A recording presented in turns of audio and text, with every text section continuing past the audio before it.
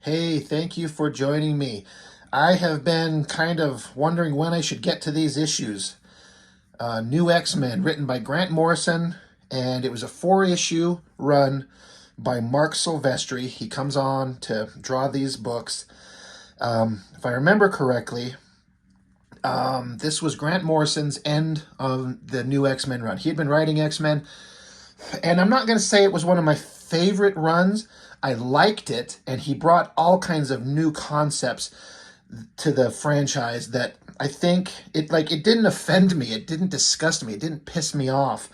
I may not have enjoyed it like completely and totally, but it was entertaining enough that I kept collecting it. Grant Morrison, I like him almost solely on, if you want to hear some really interesting stuff, go get on YouTube, go look up Kevin Smith's Fat Man on Batman podcast, where he sits down and just talks to people. No video, no, production to have like a show where you have to see them live. Just where he'd sit down privately and talk. There's like 2 episodes, I think, and each are 2 hours long each. So there's like 4 hours worth of material of Kevin Smith just talking with Grant Morrison.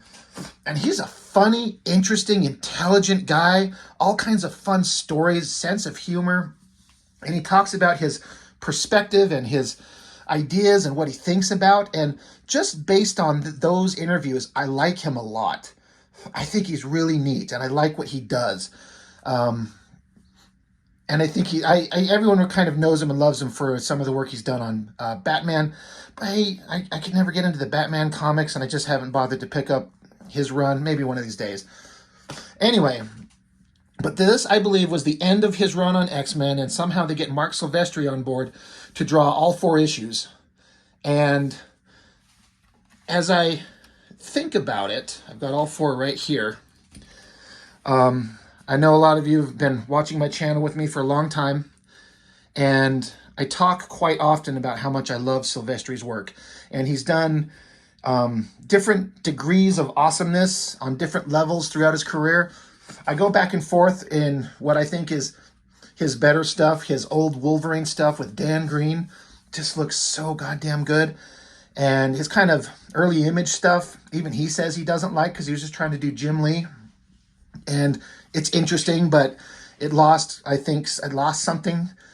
And I've looked at his recent Batman Joker books where he's just penciling and inking himself. It's got a very scratchy, kind of sketchy look, it looks good.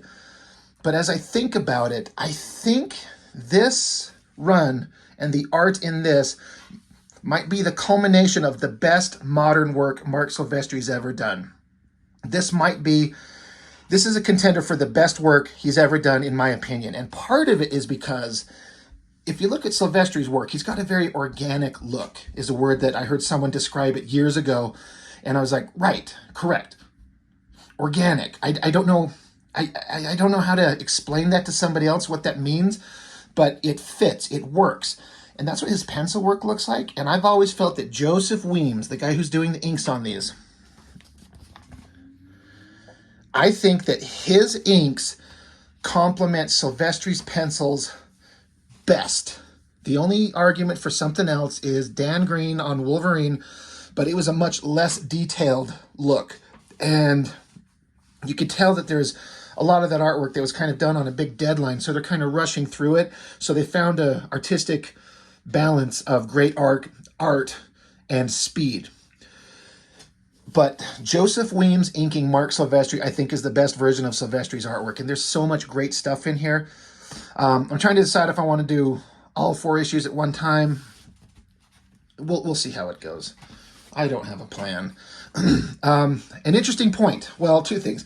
Whenever I see this, I remember watching the Cartoonist Kayfabe guys, and Ed Piskor always talks like this is like the supermodel Wolverine shot, like he's standing there flexing his ass cheeks, posing for us. I didn't think of it that way until Ed Piskor said that, and I'm like, oh, yeah, that's kind of what we're looking at here. I mean, tight-ass jeans and the cowboy hat and flexing the muscles. I mean, it's kind of funny. Another thing that I just barely found out just very recently is I was looking at some other artists on Instagram, and there's an artist who worked for Top Cow by the name of Mike Choi.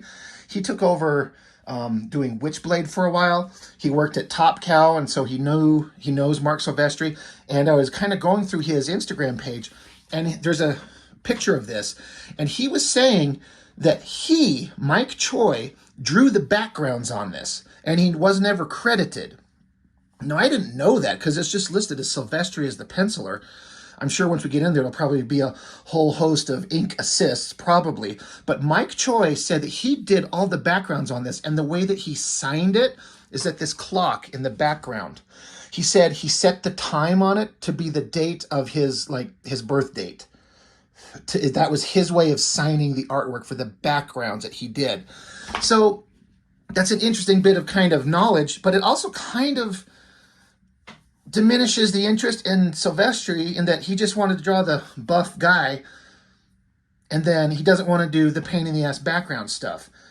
And it kind of diminishes the interest for me just a little bit, just knowing that's not just him. Now, it looks great. Mike Choi is a badass, but it should give him proper credit. But it also is kind of like Silvestri just wants to draw the sexy shit, the awesome shit, and then have the backgrounds done by everyone else. And if you look through a lot of the Top Cow books when Silvestri draws it, you'll see pencil assists and ink assists all over the place. So I get it. Comics are a hard industry, and you got to get the books out. So you got to do what you got to do to get the everything done on time. And if that means enlisting some help to draw the backgrounds, then that's what you do.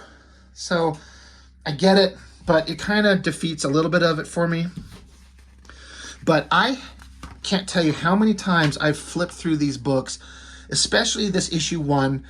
There's so many things that Silvestri does that I try to understand and learn how to do, and a lot of it is background rubble detail. Like, if you can see, like, the implied detail of, like, junk and debris and bricks and stuff like that. It's such a weird mishmash of just shapes. Sometimes drawing just the negative shapes in between the rubble and stuff like that here.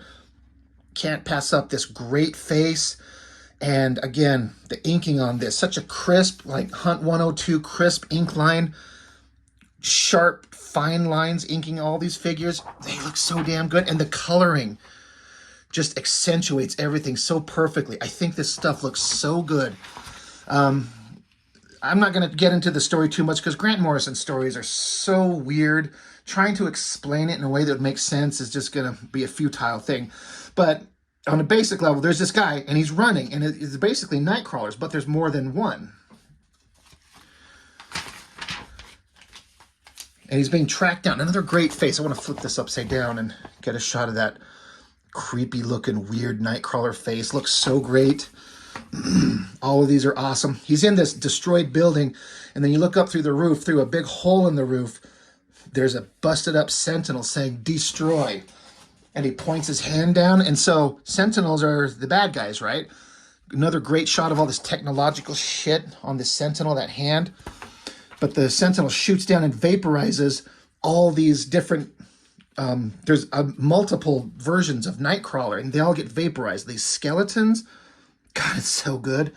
And then the Sentinel's like rocketing down, and you see through the dialogue that this human and the Sentinel are together. They're pals. And this shot right here, I have looked this over so many times. I love the coloring and the technology, the drawing with all that tech, even on his face. And then these backgrounds. Again, look at all that rubble, the rocks and boards and everything, the smashed up roof, the brick wall that's tumbled over, all these shapes, like drawing debris and rubble and stuff like that. Silvestri is so good at that. I can hardly explain like how awesome it is. Let's see, Grant Morrison writer, Marc Silvestri artist and cover, inks. Bat, Joe Weems, Billy Tan, and Eric Basolda on inks.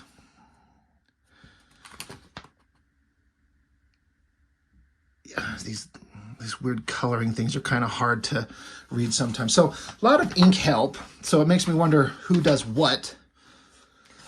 But we're mostly just here to look at the great artwork. But this guy, he's basically the Sentinel is like his, it's like Han's, I don't know, how do I put it? It's like Han Solo and Chewbacca.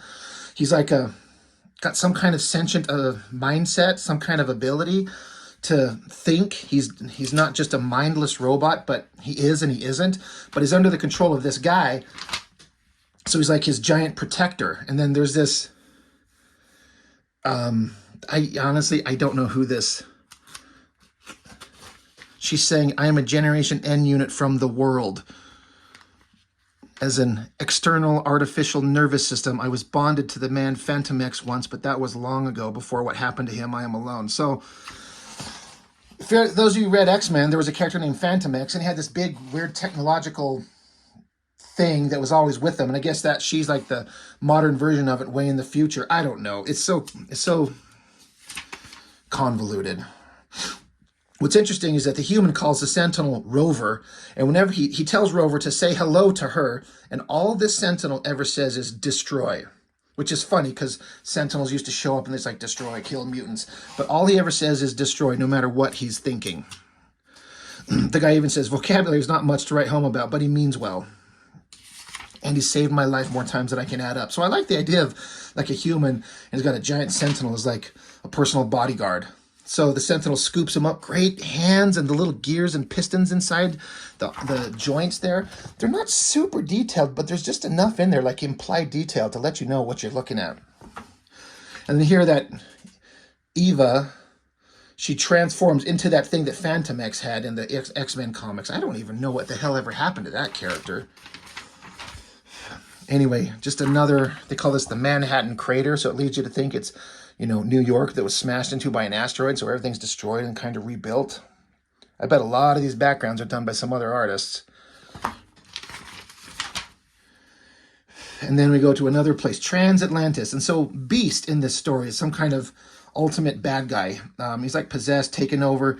And what he's doing is he's doing a lot of genetic research. He takes Nightcrawler and like clones him, and then takes other mutants and applies their powers to him, to the Nightcrawler clones as well. As we'll see coming up, like all these Nightcrawler clones, like again, they're physical fighters, they can teleport, and they give him the ability to have Cyclops optic blasts.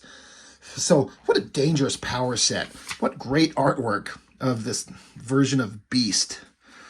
This is like Kitty Cat Beast, which I do not like. That's all Grant Morrison. But, you know, he tried something different, got to respect it.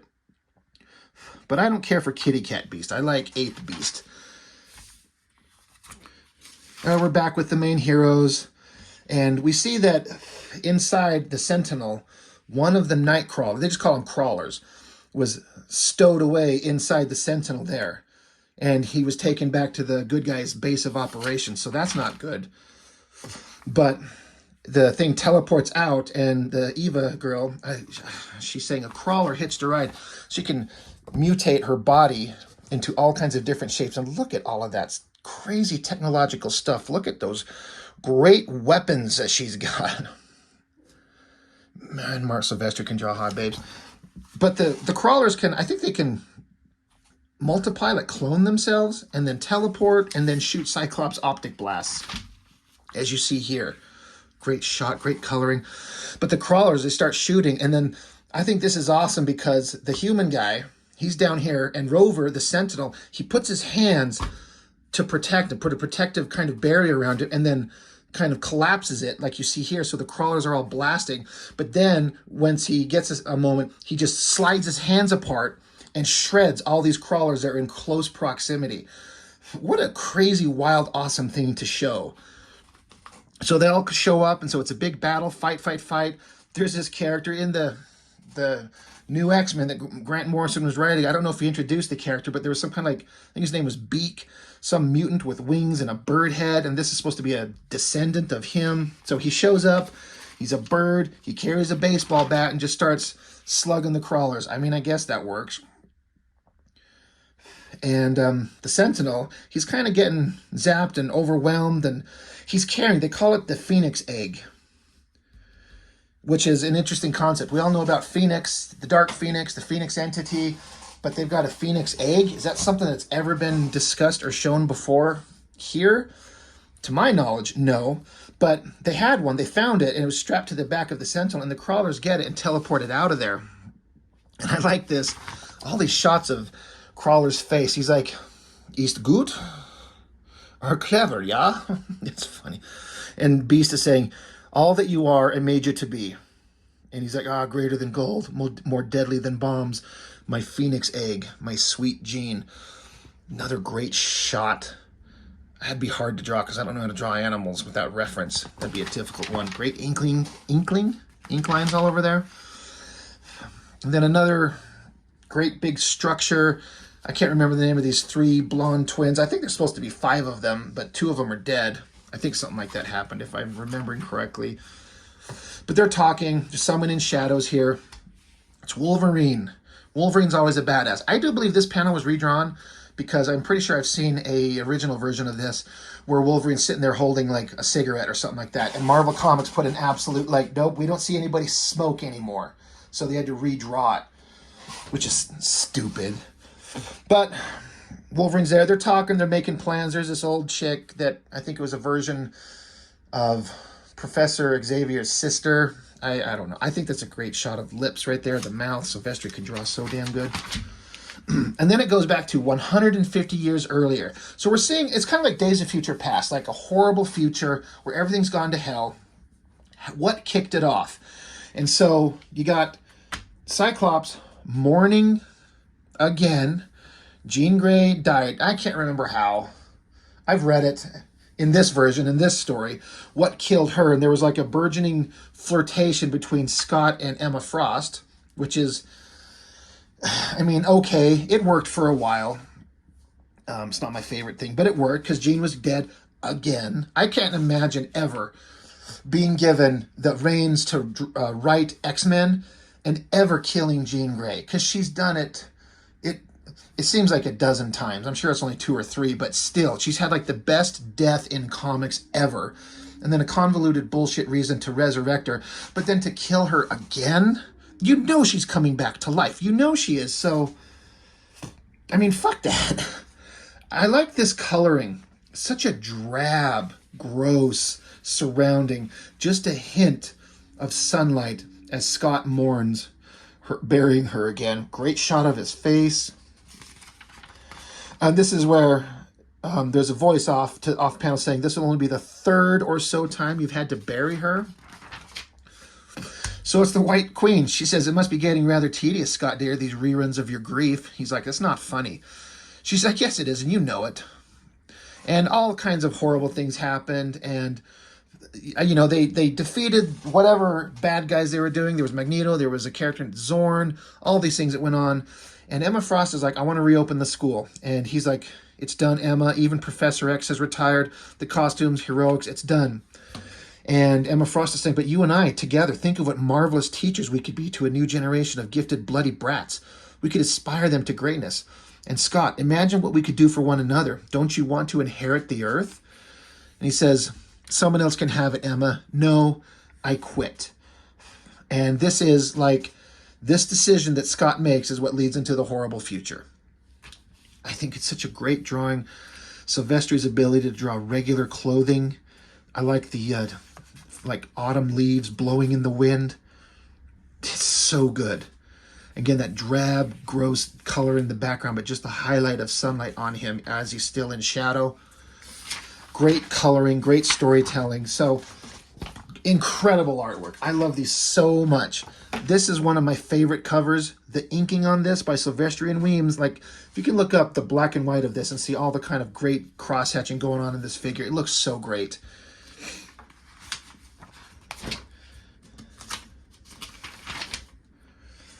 And then it ends up with a whole bunch of other characters. I have no idea who any of these people are. I don't know if we're supposed to know when we first read this.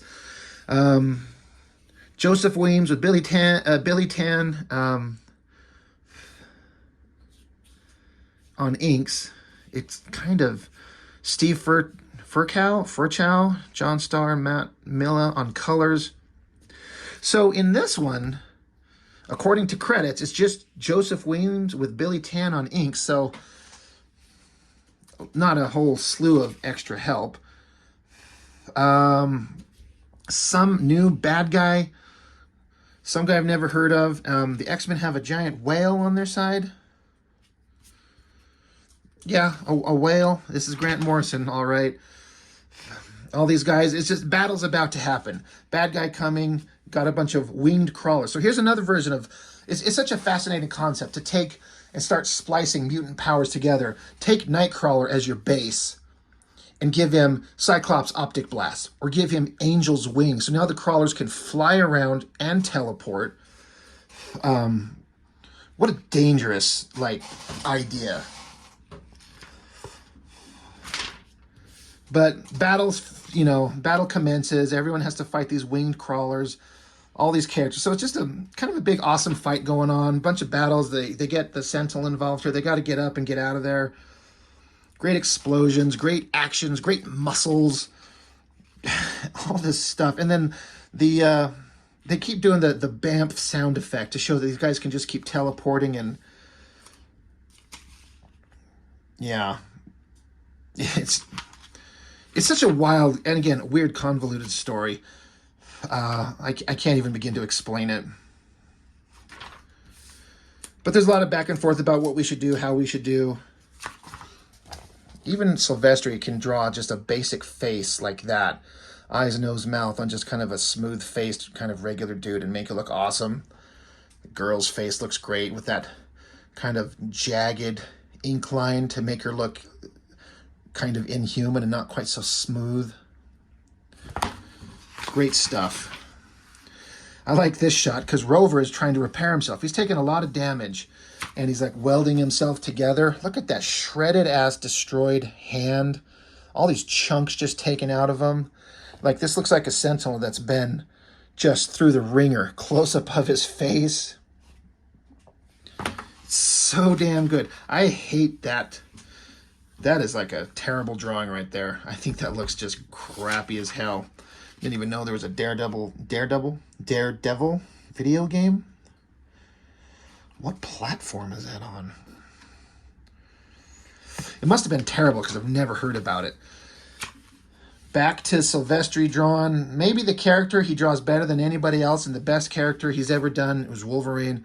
Look at this heavily shadowed, muscular figure. It looks so great. I'd love to see the black and white. I mean, I may have seen it on Comic Art Fans. God, it looks so damn good. He's like practicing, he's preparing, he's focusing himself.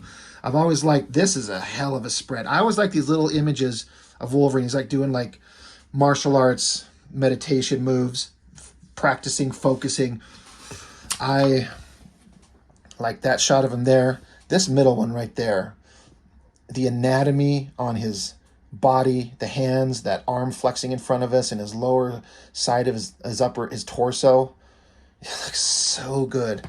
And then I like how he does these moves, then balls up his fist in front of him, and then pops his claws out. Great big money shot. Can you imagine what this would sell for? Just look at the anatomy and the way he draws this. It looks like, I mean, I've always said, and I think most people would agree, that Silvestri's got kind of like a John Buscema kind of vibe to him. Organic, muscular figure building, obviously in his own unique way. I just love all these layers of muscles that look like they're big meaty pieces that are folding on top of each other. And the foreshortening here, the hand coming towards us, the claws looking really big. Face looks great. So damn good. I like the burning world behind them. The girls' faces. They're talking about consuming fire, the judgment of the Phoenix. So there's something with the Phoenix coming. I can't get over how much this coloring just fits this book so well. There's this version of like the Blackbird. I mean, this is 150 years into the future. So you got some hyper advanced, ridiculous, like I don't even get how these wings attach to the body of that thing. I don't get it. But look, it's raining. Like, look at the background, the inking on the buildings with the rain falling down, and then the shadow of the Blackbird in the water on the ground. I've pointed this out several times. Silvestri has this way of doing water reflections on the ground. I've seen it several times, all the way back to the black and white artwork in the Wolverine with Dan Green. But that looks so perfect. It looks so much like a physical object there, and then shadow is under it, but it's water underneath it. it's just flawless. I love it. I also kind of like the metaphor. Like, this is a statue of Professor X. The water's running down its face, and it's almost like he's crying. So goddamn good. And then the heroes of the story. This is like one of the best double-page spreads of characters. They're just standing there walking towards you. Everything that Silvestri does good. He knows how to draw everything. They're all look like they're standing on the same plane, varying heights, body proportions look right. Wolverine in his awesome, like, stupid cowboy hat and his jacket, the bird guy, the skinny little old lady, the regular dude, the hot robot girl, the giant feet of the Sentinel behind him, and again, these reflections on the ground underneath them, these little puddles of water as they step. It's goddamn is it good. This is so perfect. I wish that all of Silvestri's artwork looked like this, because again, I picked up those Batman books, and while it's really, really good with him doing the inks himself, I think it's better. It's one of these things where the collaboration of a penciler and a great inker together is sometimes better than the sum of each person by themselves. I mean, not to put too fine a point on it, but I've had a recent experience where I had my work inked by Chuck Gibson. I mean, I got this sitting by me, and I got to just show it off again because I'm just so excited for it. I penciled this, and Chuck Gibson inked it. He is former inker for Wildstorm and Image Comics, and did a bunch of stuff for other publishers. Great artist, great guy, and he inked this for me. It looks so different than how I would do it, and so this is like an example. Not that I should dare to show my shit next to Silvestri's stuff, but Chuck Gibson made this thing look so damn good. I'm proud to show it off. But that's kind of what I'm talking about. Like, the collaboration of inker and penciler sometimes looks better than just doing it by yourself. And that's what I'm saying about Silvestri's work on that Batman Joker book. It looks amazing, but I think this is a better version of Silvestri's work. Anyway, Beast is going on. He's doing scientific nonsense, making his plans. He's got the Phoenix egg that he's in his possession. I don't remember what the hell's going on here. I'm sorry. I don't know who this is, what this thing crawling onto her brain is. But I think what they're doing is with the Phoenix egg, they're trying to birth Jean Grey as the Phoenix. So they got all the crawlers there. They're blasting their eyes in there. They're incubating it. More power, arise. This egg here, it's exploding in flame and destruction. Vaporized all the crawlers. Fire. There's a body out there. It's forming. It's kind of a shapeless mass. But Beast reaches his hand out. There's so many little drawings in here.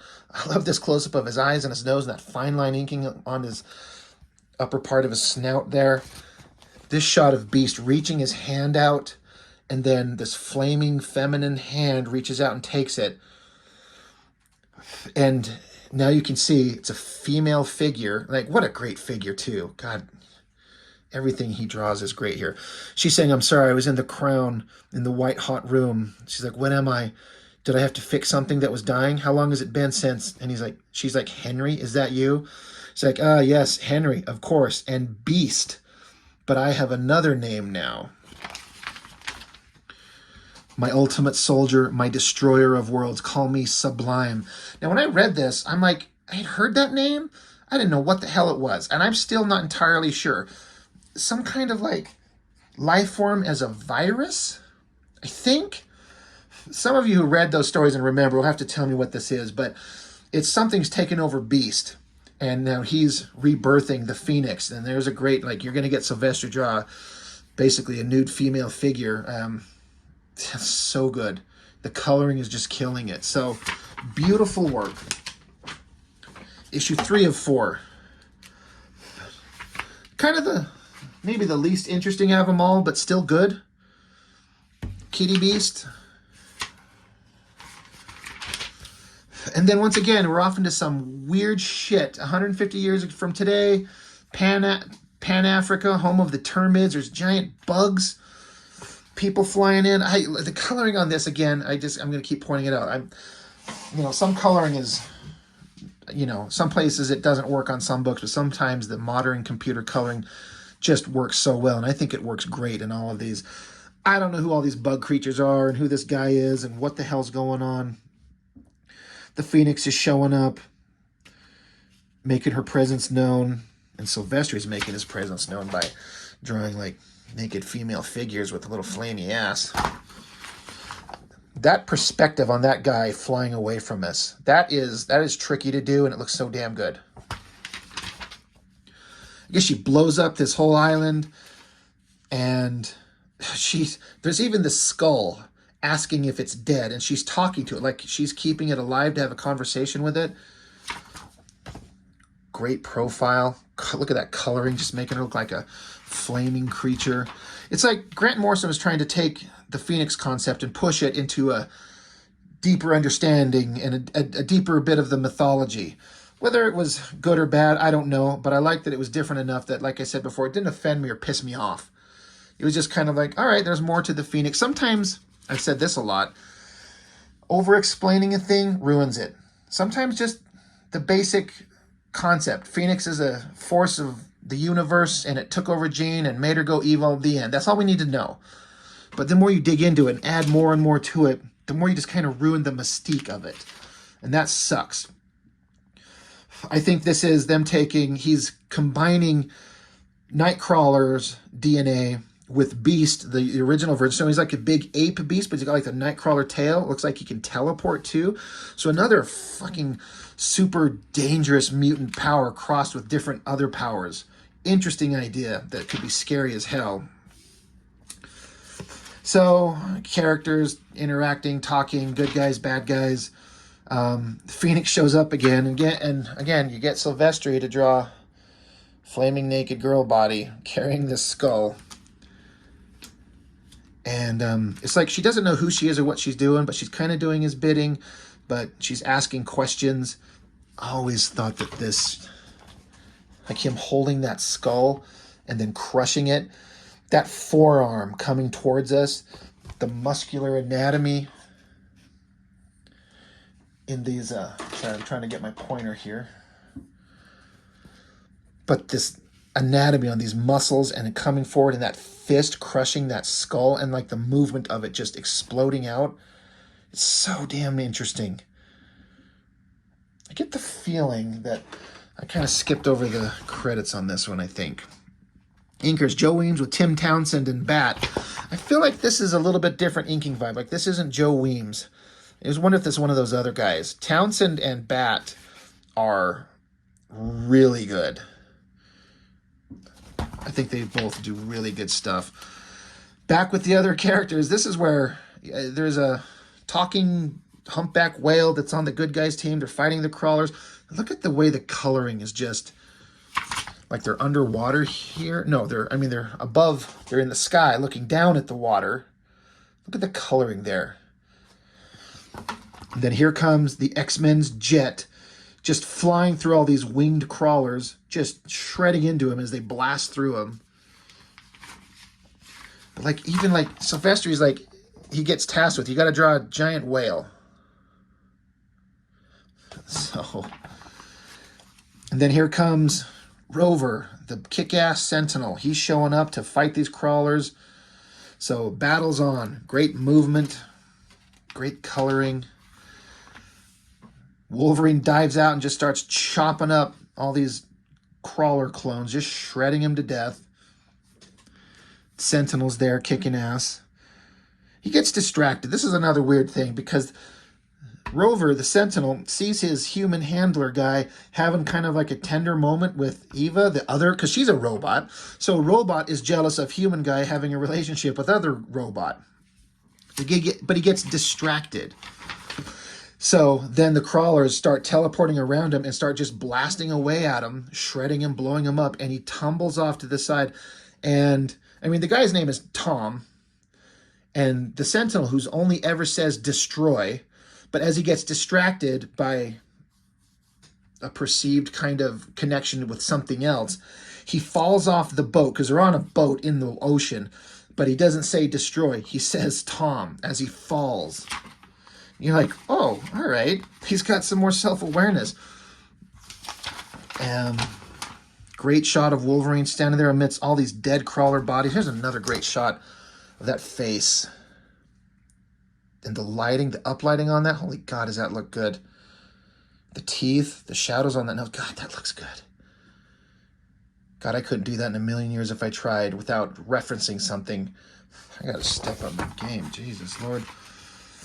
But you got Tom, like Rover falls into the water, and he's like, Rover, respond. And the girl Eva, she's like, look, he's kind of gone. We got to focus. Like we can't do anything for the giant sentinel. And the sentinel's just falling into the water, like just shadows of his head and upper torso, all the bubbles of the water, and his hand coming out.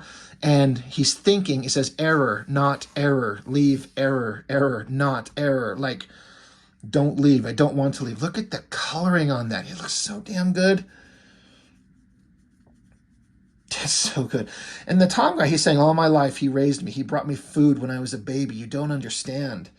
So these guys have known each other since this guy was a baby, and this thing protected him. So self-awareness and a connection. That's interesting. Jesus, Lord, look at this shot. It's relatively simple, but you got the beak character on this outcropping, and then you got water. Water's hard to draw, but when you get a colorist draw kind of highlights on these crests of the wave in the distance, these like crazy ships, and then just a sky filled everywhere with winged crawlers.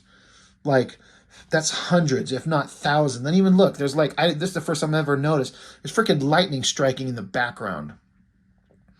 And then we get a closer shot of these like crazy, like techno-organic, spiny covered ships of war with all these crawlers everywhere. What a nightmare coming towards him. Coloring, look at the little glint shining off Wolverine's claws there. And he says, that ain't the sun. Make your peace with God, people. It's kind of a simple drawing, just like a horizon, and then these kind of obscure shapes of ships and then crawlers, but it is so perfect. Just ominous and terrifying. Meanwhile, they're all kind of trying to prepare for the battle. All kinds of weird story points going on. But at while all the characters are kind of getting together, the statue of Xavier still looks like it's crying. And then Wolverine sees, like these three telepaths. I wish I could remember the name of these three girls, but they're like splitting holes, sew it up before Phoenix fire, X-Men emergency. It wants to eat the world and we can't stop it. And Wolverine's like, is that so? Morning, Jeannie. I see you came dressed for a tussle. So Wolverine's standing there facing off against, and that's Jean Grey as the Phoenix. She's been brought back. Quite the interesting redesign. I talked about this recently doing the classic X-Men, how Jean Grey's Phoenix outfit is in my opinion, one of the most perfect, iconic costume designs ever made, and it's kind of impossible to improve upon it, and she's never had anything good since. Nothing that even comes close. This thing, it doesn't come close either. You got Silvestri drawing sexy female figures, and that's pretty damn sexy, but just to have like the bird symbol covering up her chest and some like black leathery pant things, and like it looks good. It's striking, especially in the hands of the right artist, but it's still not close. I think it's a little silly. Like, she's either a glowing ball of naked flaming female figure, or she has to wear clothes, but she doesn't, or does she?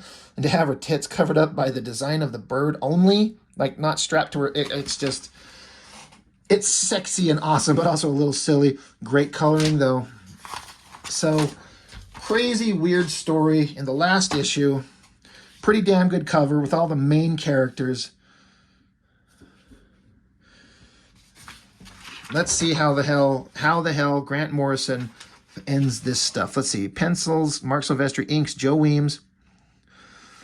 And no ink assist, no pencil assists listed. So that's something.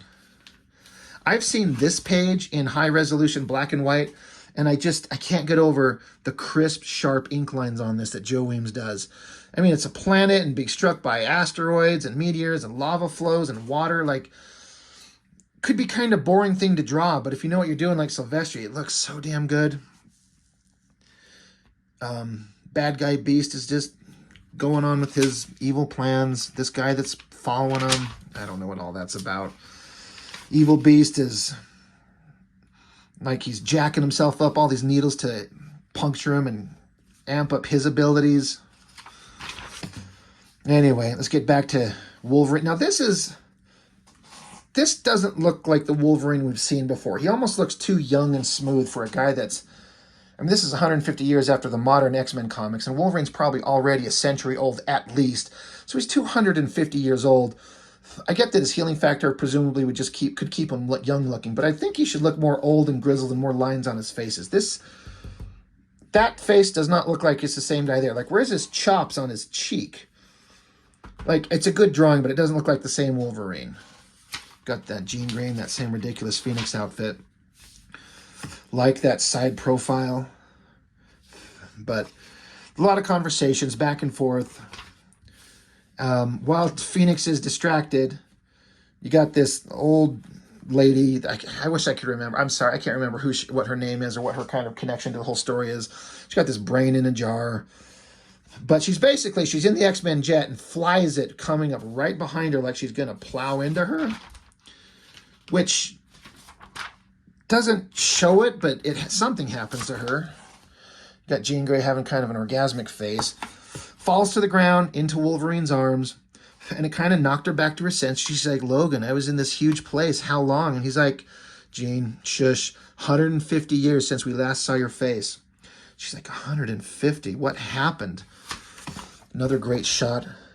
I think drawing a nose like that's kind of tricky. But it goes back 150 years ago, and Wolverine's kind of saying, Magneto killed you under orders he never understood. Scott lost heart and lost his chance. Hank tried his best, and it all fell apart like it always does. Hank tried kick one night, and it was long before any realized hypercortisone D was Sublime's new aerosol form, and by that time Hank was gone, replaced by smart bacteria and global disease.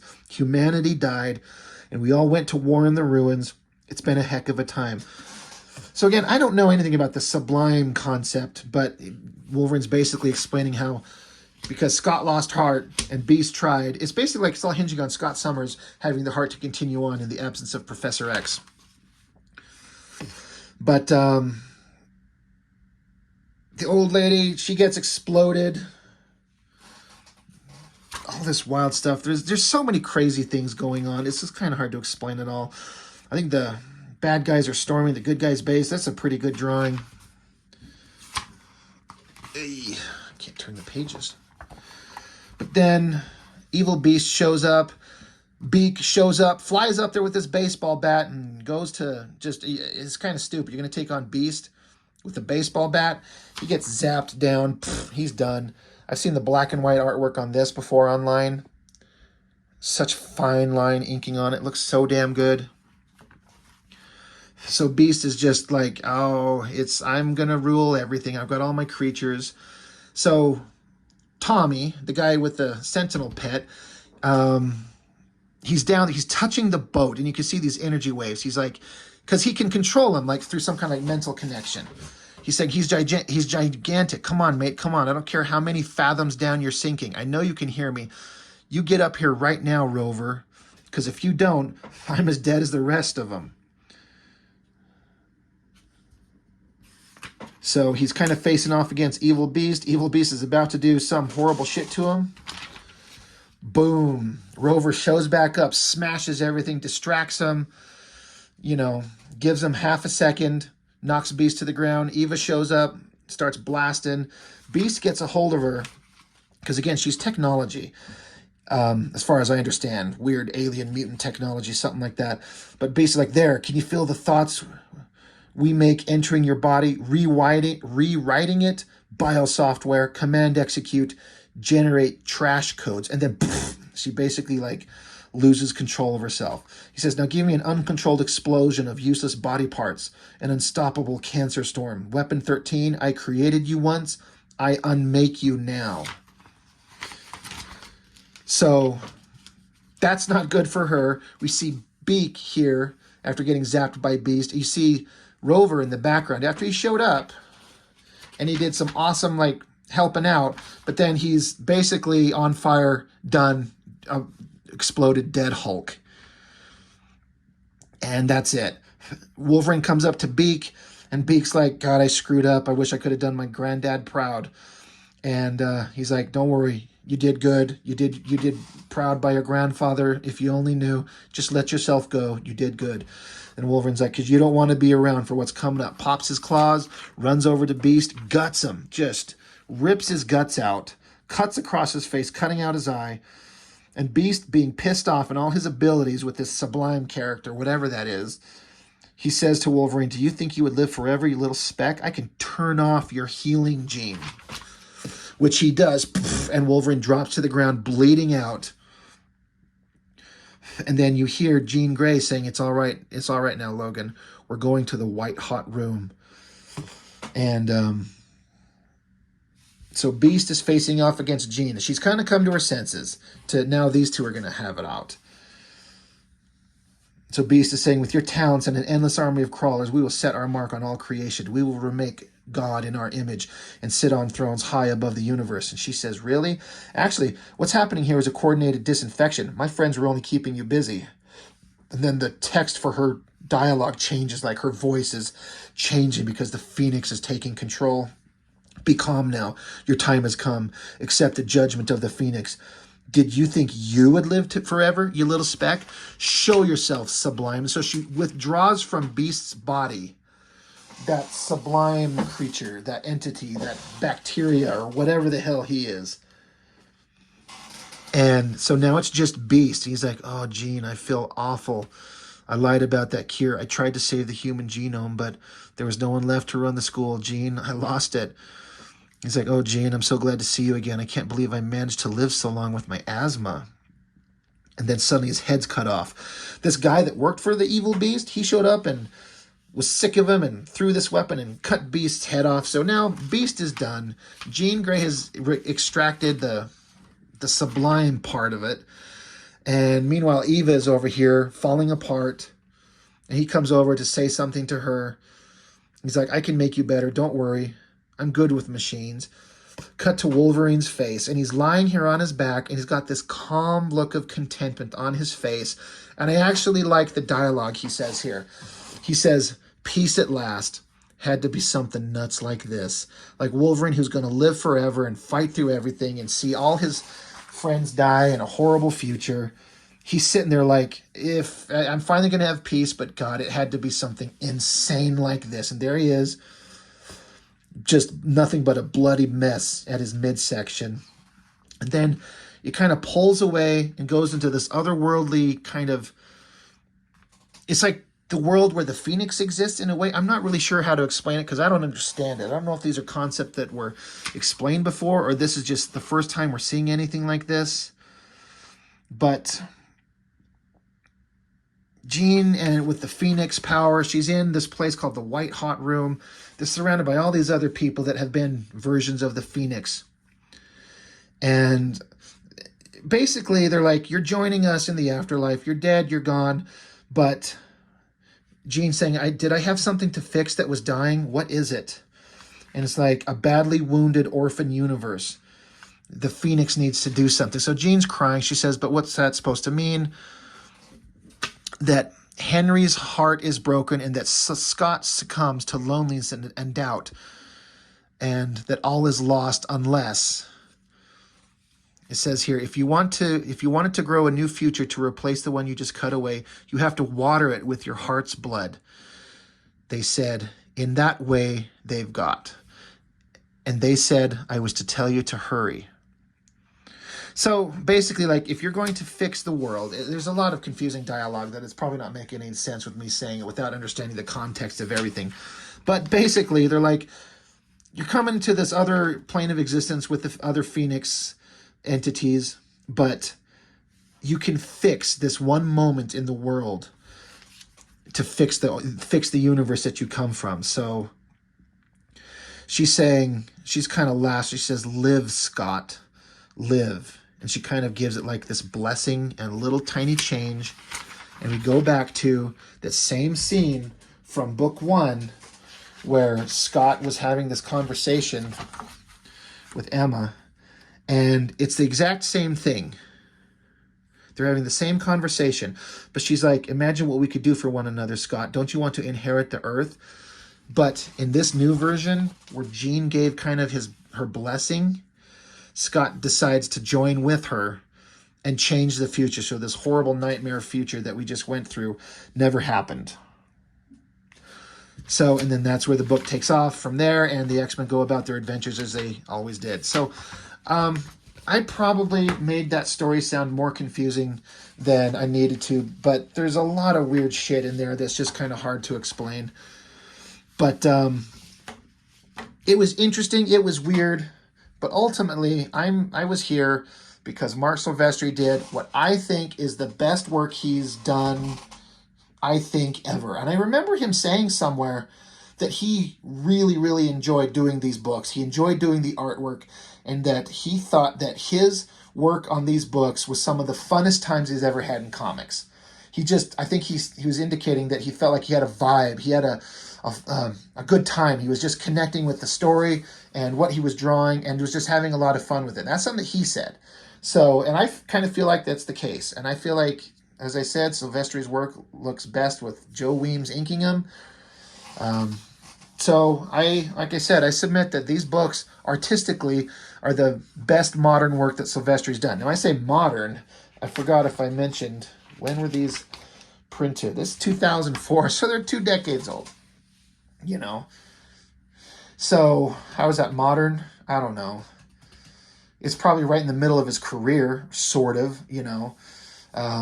I don't think anything Silvestri has done since this has looked as good. Now, you could argue that Batman Joker book, I mean, he did 10 issues? How many was it? I can't remember. Because my comic shop kept screwing up and not putting them in my hold, so I missed several. Artistically, I mean, he did the whole damn thing. He put his heart and soul into that thing, and it looks really damn good. I just think he looks better inked by someone else. I know I've been over that a million times, so that's it. That's all I've got. This new X-Men, Grant Morrison did some crazy shit. He's got the wildest, weirdest ideas, and I kind of like that. But Silvestri's work, it's great. It's fantastic, and this is, I think, his best stuff. So anyway, that's it. That's enough from me. Thank you for watching. I appreciate it, as always. See you next time.